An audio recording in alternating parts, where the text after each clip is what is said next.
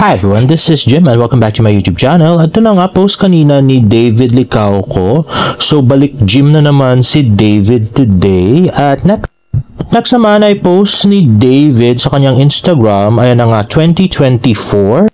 So pinost na nga ito kagabi. Ayan nga si Hiroshi.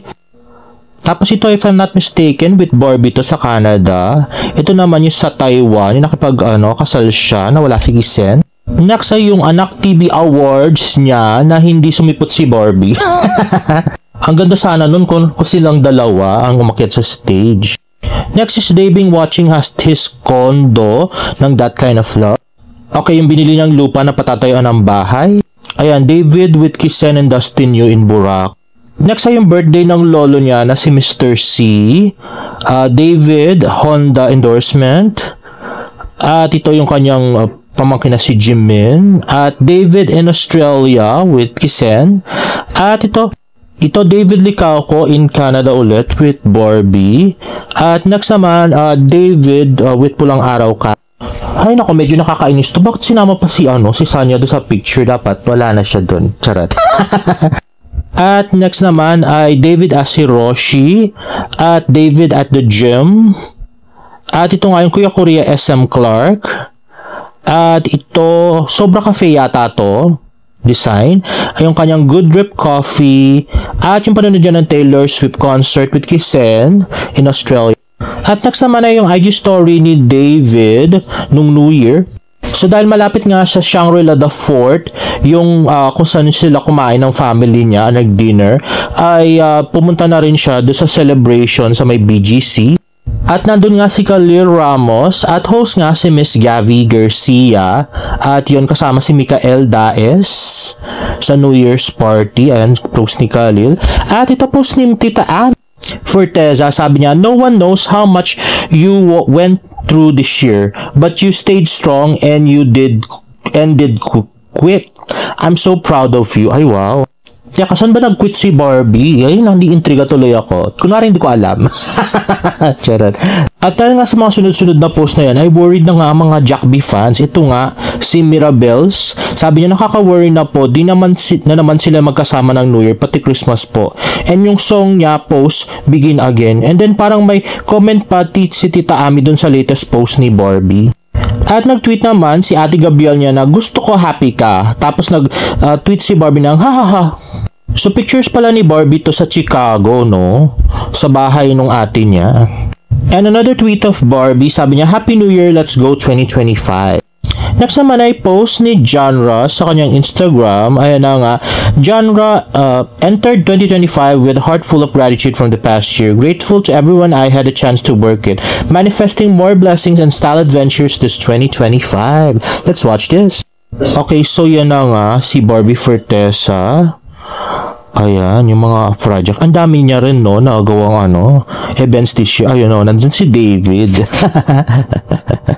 Siyempre, lagi kasama si David. Ayun, no, may Kimans pa. Grabe.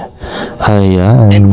Beautiful Barbie Forteza. Ito naman ay galing kay Krista Virgin. Ayan, sa South Korea yon. At yan na nga. Oh, That Kind of Love yon sa premiere night. Iyan na nga, kung si Mir ay panayan chancing kay David, ito namang si Chris the Virgin ay panililoko ni David.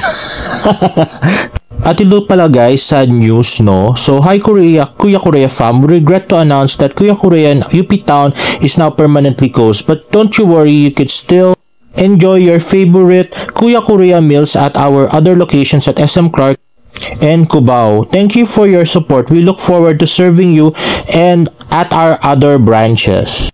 Hala, bakit kaya nagsara to? Akala ko malakas to. Grabe. Ay nako. Mukhang to, Kisen effect. Ay nako, David. Kaya ayusin mo yung pagpili ng next partner mo.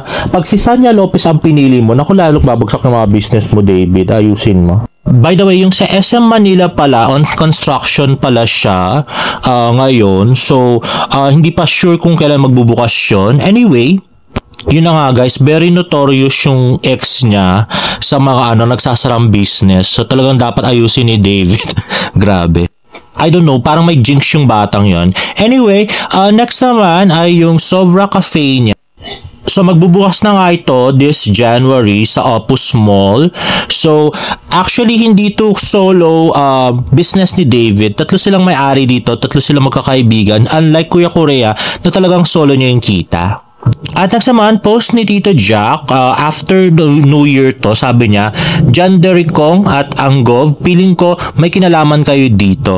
Parang ang cool ni Tito Jack, no? Very ano siya. Very mabiro din, grabe. Komedyante. Ayan na nga, smog of fireworks. Post niya sa IG stories.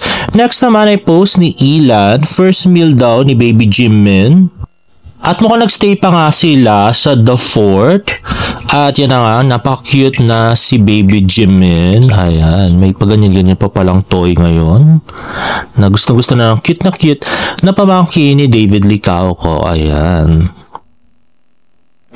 Next naman ay post ni May, yung maaura-aura si Barbie dun sa kanilang Christmas party ng Barbinatics.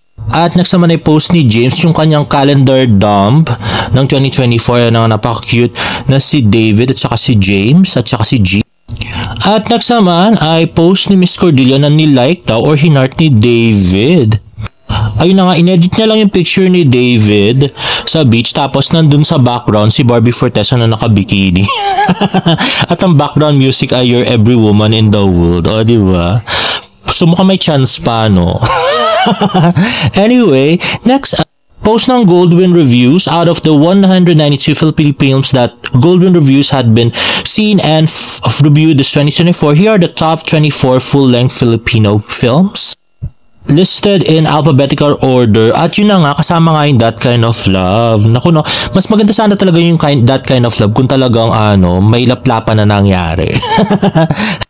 At next nga, ito nga yung Instagram post, Instagram story ni Jack Roberto. Siya nga ay, kung si David ay nasa BGC na pag New Year, si Jack naman ay nagpunta ng Makati para makipag-celebrate ng New Year sa street party ng Makati, kung saan nga nag-perform si Gary B at saka si Gab yata. Ito, post, IG story post ni Gab Valenciano. Kasama niya kumain si Jack. At ayan na nga si Mr. Pure Energy Gary Valenciano at saka si Gab. Ayun na nga. So alam na pala natin kung saan nagpunta si Jack nung bagong taon at ba't hindi niya kasama si Barbie. Anyway, so sana nga tuloy-tuloy na yung breakup at parang gusto ko rin ma-experience ni Barbie yung single era para kahit sinong i-partner sa kanya pwede, di ba? Grabe. At saka para makita natin pumili yung mga manliligaw niya. Ay nako, Barbara. Ikaw nang pinakamaganda. Anyway guys, if you like this video, please give it a thumbs up and please subscribe to my YouTube channel for more bird updates. See you in my next vlog. Bye!